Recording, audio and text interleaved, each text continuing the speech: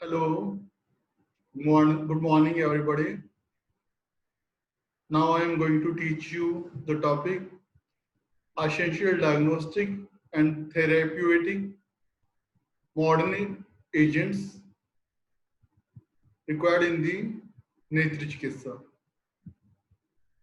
So this topic is in your syllabus. ये topic आपको मेरे ख्याल से जितनी बुक्स मैंने आयुर्वेद की देखी हैं डिफरेंट एड्रेस की उनमें नहीं है और मेरी भी पुरानी एडिशन में ये टॉपिक नहीं है तो मैं आपसे ये उम्मीद रखता हूँ कि आप इस टॉपिक को अच्छी तरह से सुनेंगे, देखेंगे और बाद में पढ़ेंगे। So let's come to the topic.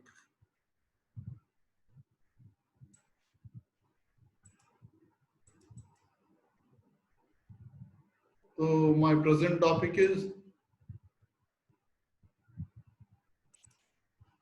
essential diagnostic and therapeutic modern pharmacological agents required in नेत्र चिकित्सा। तो हम यहाँ पे नेत्र चिकित्सा के लिए जो एसेंशियल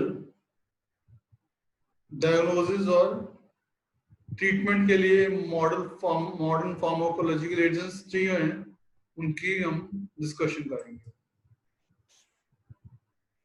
तो सबसे पहले इसमें आता है मोड्स ऑफ एडमिनिस्ट्रेशन कि किन रूट्स के द्वारा हम वो ड्रग्स को दे सकते हैं। इसमें सबसे पहला है जो है टॉपिकल इंस्टिलेशन, यानी कि आईज में लोकली किसी drug in the form of drops या ऑइंटमेंट या किसी भी फॉर्म में अप्लाई करना, उसको टॉपिकल इंस्टिलेशन कहते हैं। Drugs can be administered topically into conjunctival sac. This is the commonest mode of administration of ocular drugs. The drugs can be instilled in the form of eye drops, eye ointment, occlusals, gel, soft contact lens. तो occlusals का meaning मैं आपको यहाँ समझाना चाहता हूँ। occlusals होते हैं, ये प्लास्टिक मेम्ब्रेन के बने होते हैं जो कि कंटैक्ट लेंस के साइज में अबाउट 1/3 होते हैं। इनको आईज में अप्लाई किया जाता है और इसको अपर आईलिड में या लोअर आईलिड में अप्लाई किया जाता है और इनमें जो है पाइलोकार्पिन होता है जो कि स्लोली रिलीज होता है और इनको आफ्टर 5 डेज चेंज करना पड़ता है। तो पाइलोकार्पिन जो एंटी ग्लूकोमा ड्रग्स है तो वहां पे इनको यूज किया जाता है। Then gel, soft contact lenses, ये हम आईज में टॉपिकली अप्लाई करते हैं। Then periocular injections. Periocular injection is surrounding the periphery of the eyeball. Intraocular injection, systemic administration. तो इसमें जो diagnostic and therapeutic pharmacological agents हैं ऑप्थेल्मोलॉजी में यूज होने वाले, उनको हम 10 ग्रुप्स में डिवाइड करते हैं। सबसे पहले इसमें एंटी इन्फेक्टिव आ जाता है, इसमें anti viral, anti bacterial, anti fungal drugs.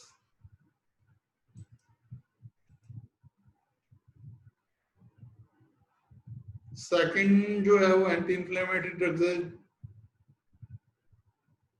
जिसमें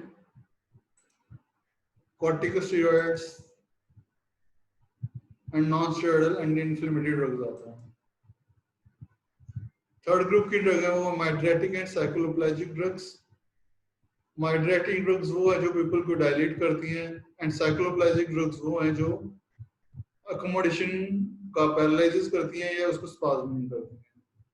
तो ये जो ड्रग्स हैं ये रिफ्रैक्शन में यूज होती हैं, ऑब्जेक्टिव टाइप ऑफ रिफ्रैक्शन में यूज होती हैं।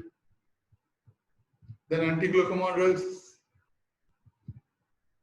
Fifth group is of anti allergic and vasoconstrictor drugs. Sixth is lubricating and artificial tear agents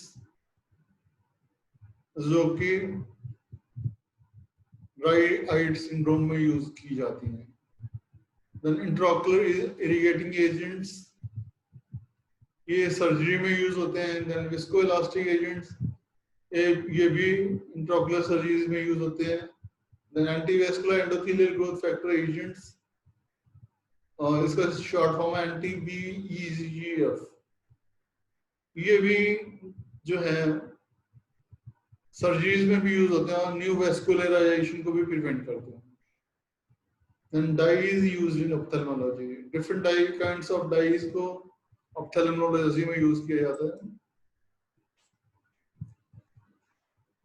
So coming on to first topic, that is anti-infective agents.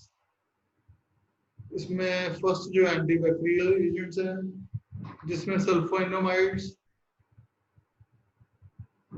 B में beta lactam antibiotics, जिसके example penicillin, cephalosporin. C aminoglycosides, जिसके examples है streptomycin, gentamicin, neomycin.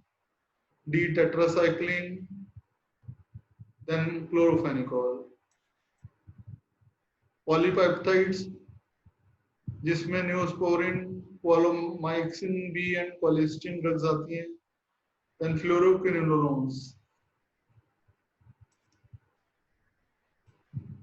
उसके बाद antiviral agents में आता है trifluridine acyclovir. Antifungal drugs में पोलिन एंटीफंगल्स आती हैं, जिसके एग्जांपल है nystatin, natamycin. Imidazole antifungal agents, जिसमें मैकोनाजोल, एक्सेनाजोल आते हैं। यहाँ पे मैं एक बात क्लियर करना चाहता हूँ कि ये जो भी एंटी इन्फेक्टिव एजेंट्स हैं, इनके बहुत सारे टाइप्स हैं, पर एज पर योर सिलेबस हम कुछ इंपॉर्टेंट ड्रग्स को ही यहाँ जो है इंक्लूड कर रहे हैं।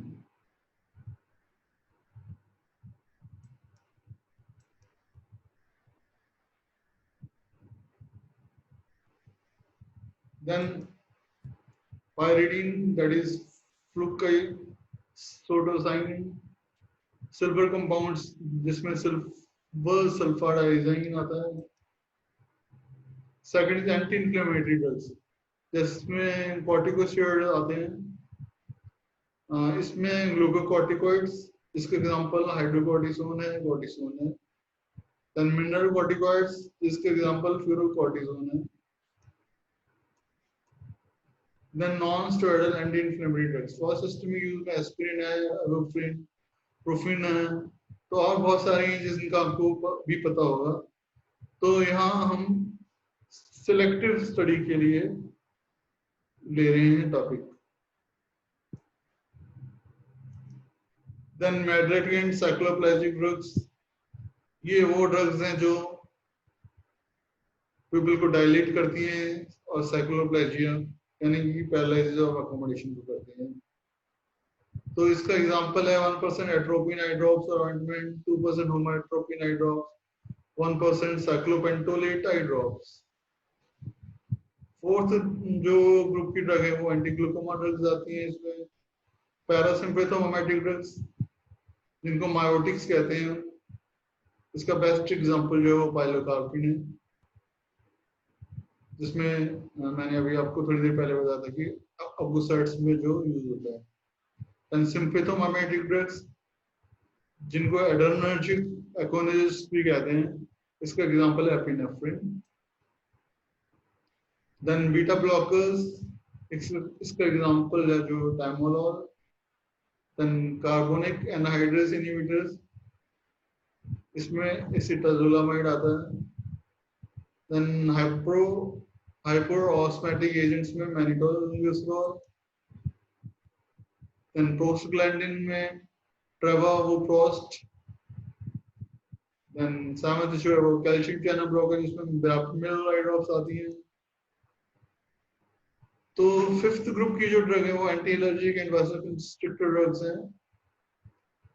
इसमें जो टाइप्स हैं, H1 रिसेप्टर एंटागोनिस्ट, जिसका एग्जांपल है levocabastine. Second mast cell stabilisers, जिसका एग्जांपल है lodoxamide. Third mast cell stabilising activity with antihistamine, जिसमें एज़ेल्स्टाइन आती है। तो यहाँ पे मास्ट सेल्स के बारे में कुछ कहना चाहूंगा कि मास्ट सेल्स वो है जो कि एंटीजन एंटीबॉडी रिएक्शन के कारण जिनकी ग्रेनुलेशन होती है, तो उनको स्टेबलाइज करने के लिए जो लोडोजेमाइड या एज़ेल्स्टाइन जो ड्रग्स यूज की जाती हैं। Then topical non steroidal anti inflammatory drugs, इनको लोकली हम आईज में डाल सकते हैं, जिसमें आता है केटोरोलैक। देन वीक कॉर्टिकोस्टेरॉइड्स, जिसका एग्जांपल है फ्लोरोमिथानोलोन।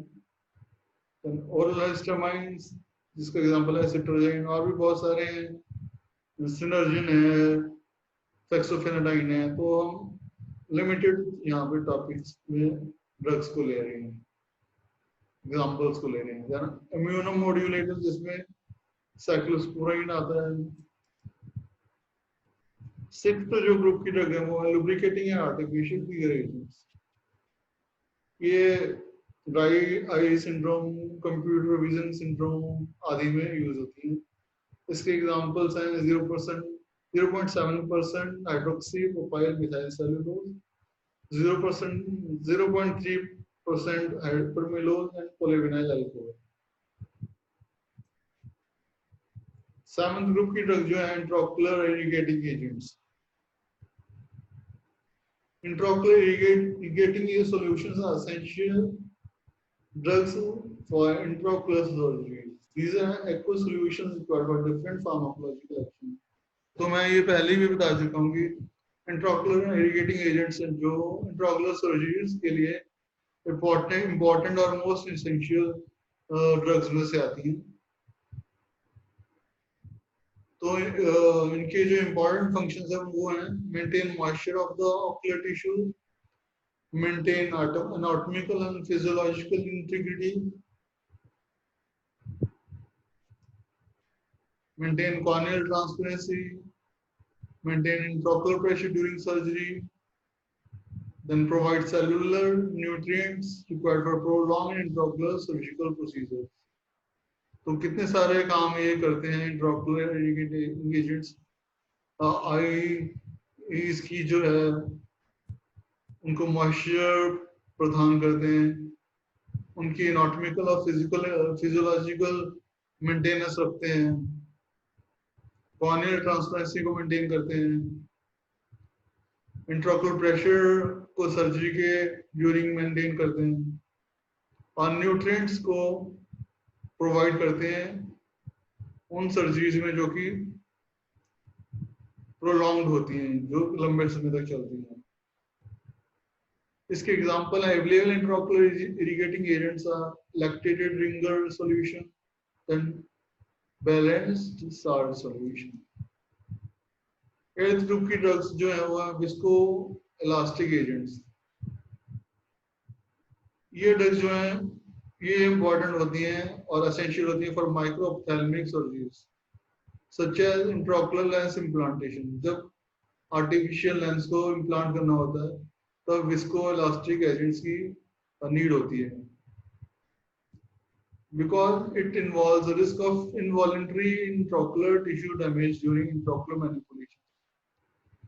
तो involuntary intraocular tissue damage ना हो तो उसके लिए ये विस्कोइलास्टिक एजेंट्स की रिक्वायरमेंट होती है। तो ये जो अवेलेबल एजेंट्स हैं इसके एग्जांपल्स हैं methyl cellulose, 2% hydroxy propyl methyl cellulose, 1% sodium hyaluronate, chondroitin sulphate. 9 group की जो ड्रग है वो antivascular endothelial growth factor agents, जिनको शॉर्ट फॉर्म है anti VEGF, antivascular endothelial growth factors जो है वो न्यू वेस्कुलराइजेशन के डिसऑर्डर्स को प्रिवेंट करते हैं और वो यूजफुल होते हैं ARMD, that is age-related macular degeneration, retinal neovascularization और diabetic retinopathy आदि. Anti-VEGF agents which are available include ranibizumab, Vivacizumab, Pegatinib. So last but not the least are dyes used in ophthalmology. Following dyes are used for diagnostic and therapeutic purposes in ophthalmology.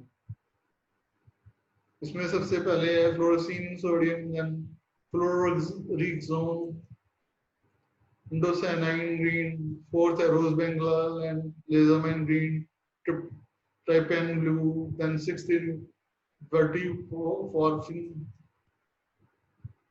तो इनके uses, इनके नाम ही आपके लिए sufficient है.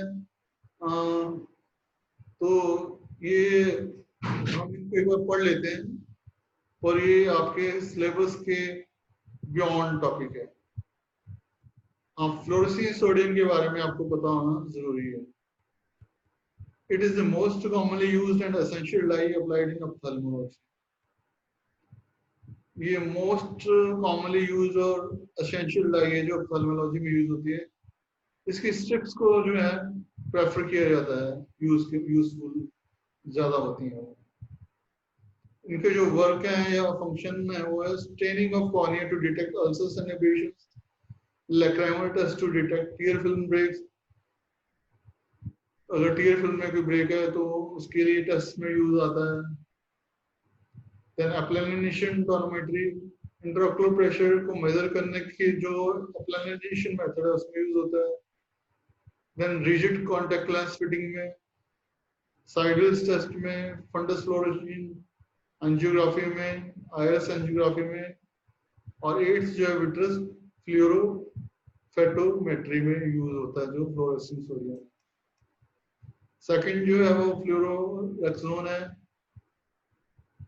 इसका use होता है for evaluation of corneal integrity, tier film का test, applanation tonometry without removing soft contact lens.